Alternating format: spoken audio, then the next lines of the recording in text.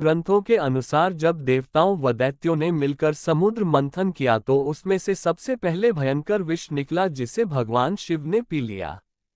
इसके बाद समुद्र मंथन से उच्च अश्वा घोड़ा, देवी लक्ष्मी, ऐरावत हाथी, कल्पवृक्ष, अप्सराएं और भी बहुत से रत्न निकले।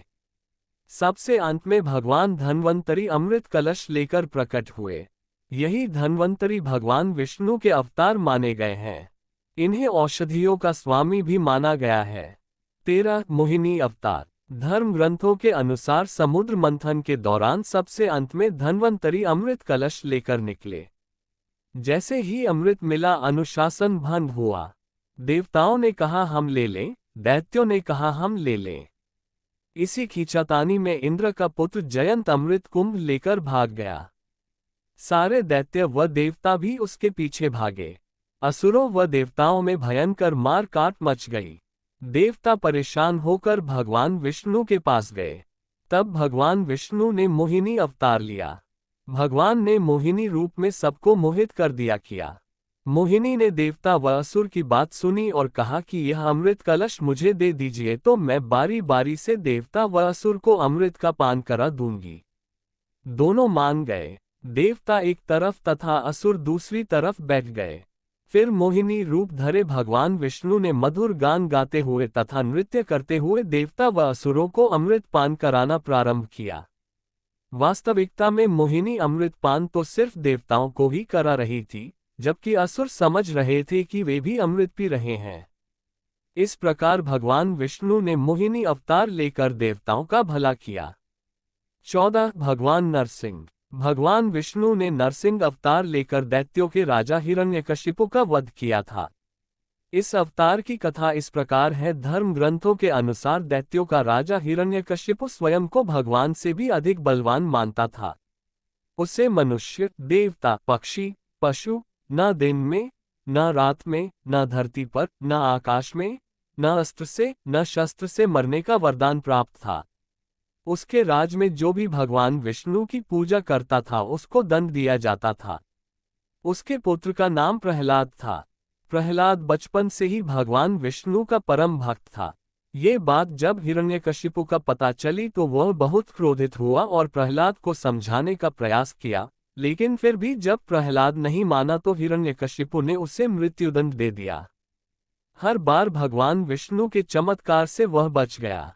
हिरण्यकशिपु की बहन होलिका, जिसे अग्नि से न जलने का वरदान प्राप्त था, वह प्रहलाद को लेकर धधकती हुई अग्नि में बैठ गई।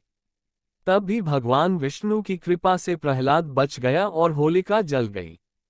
जब हिरण्यकशिपु स्वयं प्रहलाद को मारने ही वाला था तब भगवान विष्णु नरसिंह का अवतार लेकर खंबे से प्रकट हुए और उन्होंने अपने नाखूनों से हिरण्यकशिपु का वध कर दिया।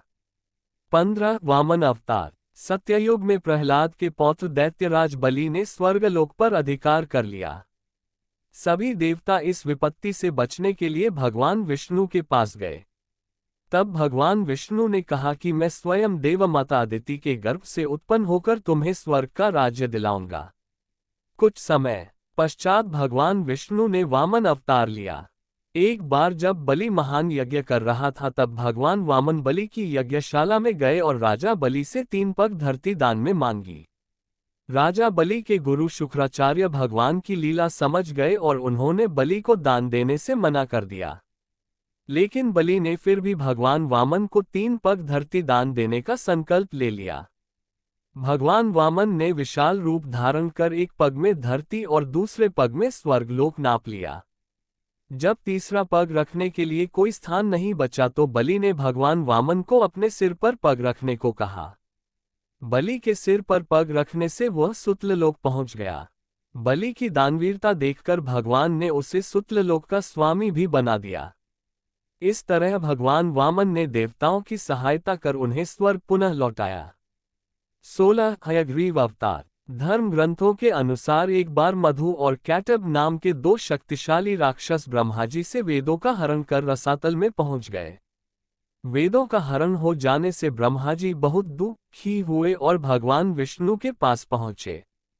तब भगवान ने हयग्रीव अवतार लिया।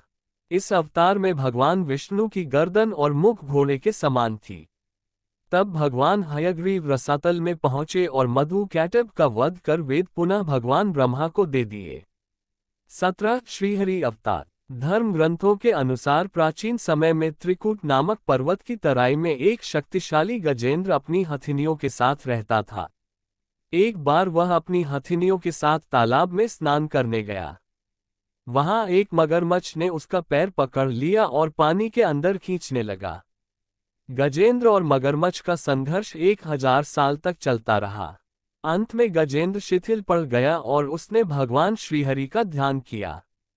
गजेंद्र की स्तुति सुनकर भगवान श्रीहरि प्रकट हुए और उन्होंने अपने चक्र से मगरमच्छ का वध कर दिया।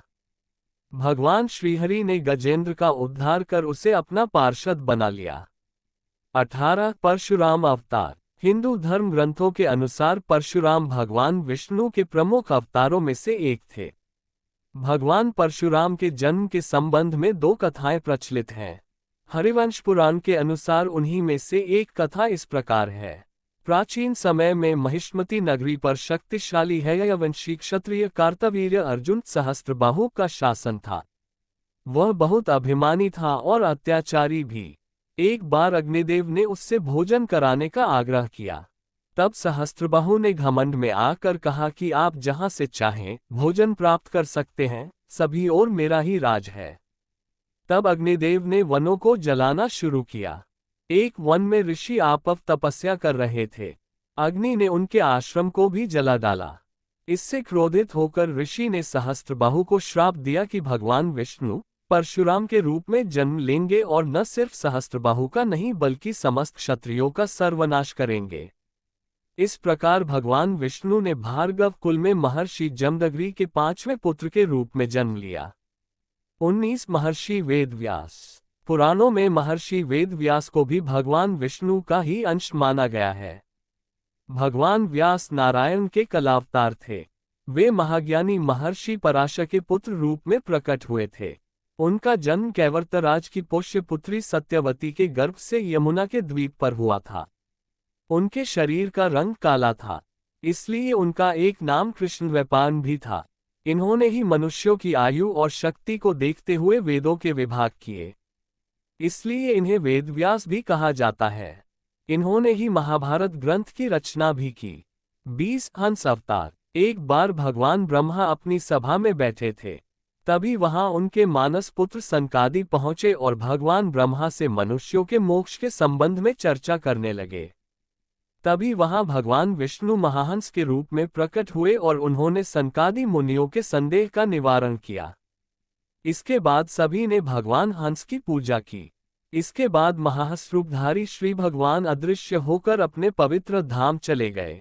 21 श्री राम अवतार। त्रेतायुग में राक्षस राज रावण का बहुत आतंक था।